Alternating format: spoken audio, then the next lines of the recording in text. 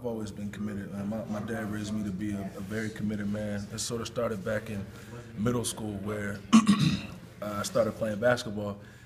And things were getting rough. I didn't really like the coach. I didn't take well to people yelling at me. You know, I was doing my own thing, man. I wanted to do what I wanted to do. You know, I was hard-headed. And so my dad had a real stern talking to me, and he told me that you can't just quit things when they get hard. He's like, you got to persevere, you got to keep going. And that sort of continued into high school, which I had a lot of success in basketball. I had some offers for basketball, and you know, my senior year, my coach comes up to me. He's like, you know, you can try one year on the field, man, and see how it goes. And that's sort of how my story began with football. You know, people sort of get confused with, you know, BJ, what's going on, man? You know, you haven't had a lot of play time. I'm like, well, I'm not saying this is the reason, but I didn't play football a lot. You know, the game is still relatively new to me, but I love it. You know, I love the contact, I love the speed, I love the brotherhood, I love everything about it. So this is something that I can see myself doing for a long time, and obviously haven't hit my peak yet. You know, I'm still getting better. So I wanna pursue the NFL with everything I got, and I believe that I can make it.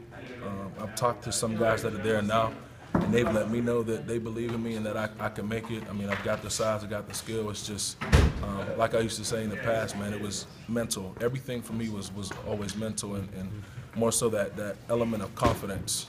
I was raised in a place where, you know, pride and cockiness was not accepted, and I've always been a firm believer in not being cocky, but you know, I've had to sort of be able to distinguish confidence and pride. And so I think this year I've learned a big lesson in being confident and sort of taking opportunities and sort of not just waiting for them. So I definitely want to pursue the NFL.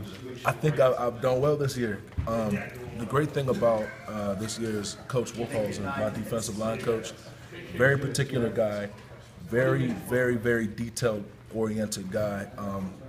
He lets me know after each game, you know, these are your scores, this is what you did, this is what you need to work on. And I've been able to sit in film and watch myself on film. I'm like, okay, BJ, you can do this better, you can do that better. And coming off of this last game, you know, my coach, he said to me, BJ, he's like, I saw a real change, I saw a real improvement in focus in what you were doing. That let me know that from high school to college to wherever I end up after this, there has been improvement.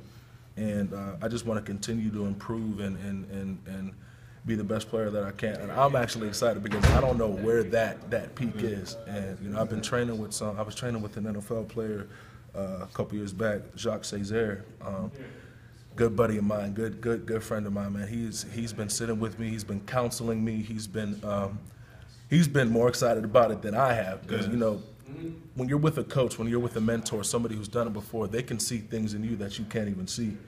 And he has told me time and time again, he's like, BJ, you can be awesome. He's like, you just got to work on it.